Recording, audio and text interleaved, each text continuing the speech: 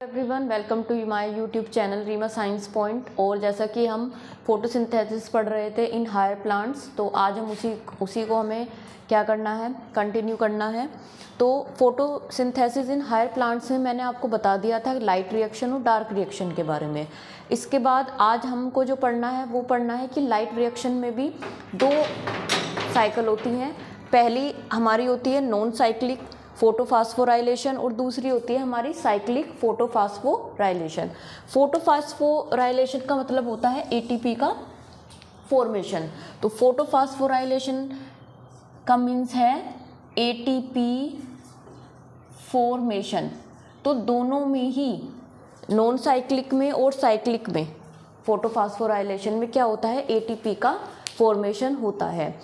तो सबसे पहले हमें पता होना चाहिए कि नॉन साइक्लिक फोटोफास्फोराइलेशन में क्या होता है, PS1 और PS2 दोनों होते हैं, जबकि साइक्लिक में क्या होता है, ओनली PS1 यानी कि फोटोसिंथेसिस फर्स्ट ही होता है। क्योंकि हमने आपको बताया था कि जो नॉन साइक्लिक है वो कहाँ पे होती है। अगर आपको ध्यान होगा तो हमने क्लोरोप्लास्ट बनाया था, और क्लोरोप्लास्ट में मैंने आपको बताया था कि ये सिक्के के ढेर की तरह जो स्ट्रक्चर होती है, इसको हम क्या बोलते हैं, ग्रेना बोलते हैं। और इसकी एक यूनिट जो होती है वो थाइलेकोइड होती है।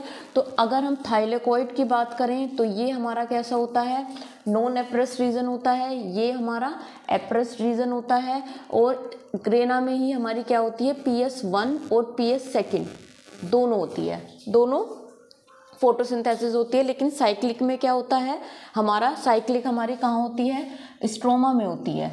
कहाँ होती है, स्ट्रोमा में होती है। और यहाँ पे केवल फोटोसिंथेसिस फर्स्ट ही होता है। तो अगर आपको ये कॉन्सेप्ट क्लियर नहीं है तो आप मेरी इससे पहले की वीडियो देख सकते हैं, उसमें मैंने डार्क और लाइट रिएक्शन में ये पूरा बताया हुआ है, या क्लोरोप्लास्ट की जो मैंने स्ट्रक्चर बताई है उसमें मैंने बताया हुआ है कि PS1 और PS2 कहाँ पर, और प्लांट्स के कौन से रीजन में होती है।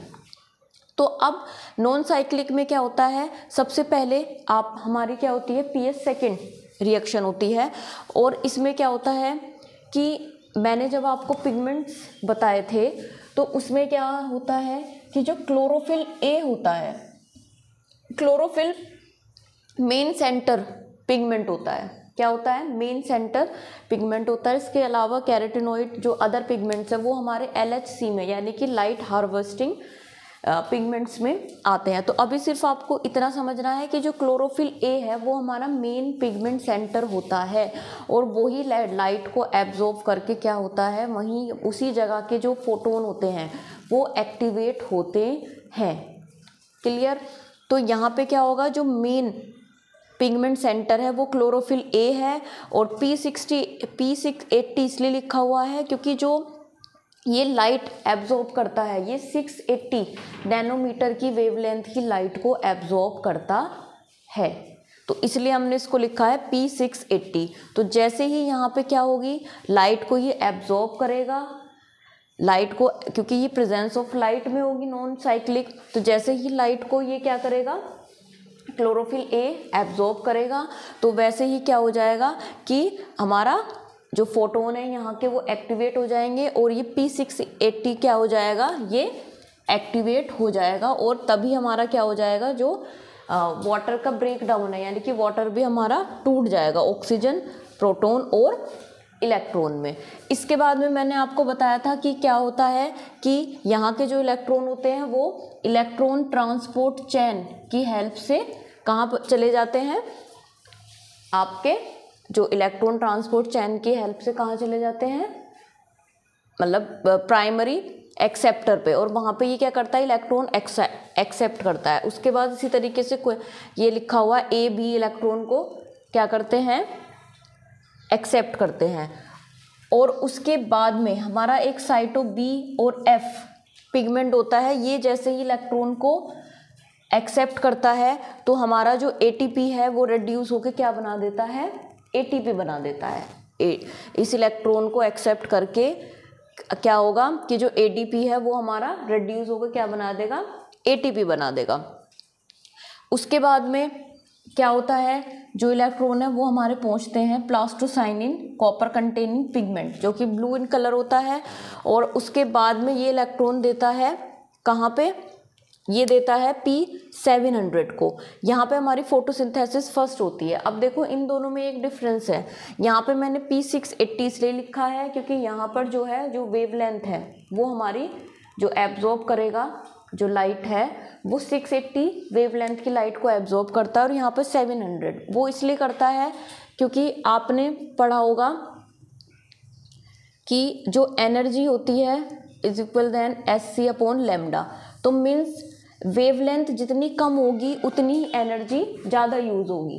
क्लियर। तो यहाँ पे हम जो वेवलेंथ है वो कम लेके चल रहे हैं जिससे कि एनर्जी ज़्यादा यूज़ होगी, क्योंकि यहाँ पे एनर्जी ज़्यादा यूज़ होती है। एक तो फोटोलाइसिस ऑफ वाटर होता है, क्लियर, उसके अलावा आपका NADPH भी बनता है, ATP भी बनता है, तो यहाँ पे एनर्जी ज़्यादा खर्च होती है। तो अगर हम ज़्यादा वेवलेंथ की लाइट ले लेंगे तो क्या होगा, एनर्जी, अगर हम ज़्यादा वेवलेंथ की एनर्जी ले लेंगे तो एनर्जी कम यूज़ होगी। तो इसलिए यहाँ पे हम क्या करते हैं, ज़्यादा वेवलेंथ की एनर्जी लेते हैं, जिससे हमें ज़्यादा एनर्जी की ज़रूरत होती है यहाँ पर।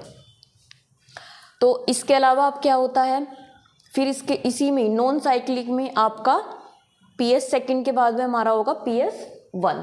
तो PS1 में जो ये 700 नैनोमीटर की वेवलेंथ की लाइट को एब्जॉर्ब करता है, और ये फोटोन क्या हो जाते हैं, लाइट को एब्जॉर्ब करने के बाद एक्टिवेट हो जाते हैं। और इसी तरीके से फिर यहाँ पे जो है फेरिडोक्सिन पिगमेंट होता है वो इलेक्ट्रॉन को एब्जॉर्ब करता है, और ये लाइट जो है NADPH गेन करके किस में रिड्यूस हो जाता है, NADPH में। तो इस तरीके से ये पूरा ही प्रोसेस हमारा किस में आता है, नॉन साइक्लिक में। और यहाँ पे एनर्जी की ज़्यादा नीड होती है क्योंकि यहाँ पे भी आप देख रहे हो फोटोलाइसिस ऑफ वाटर भी हो रहा है, ATP का भी फॉर्मेशन हो रहा है, NADPH का भी फॉर्मेशन हो रहा है, ठीक है।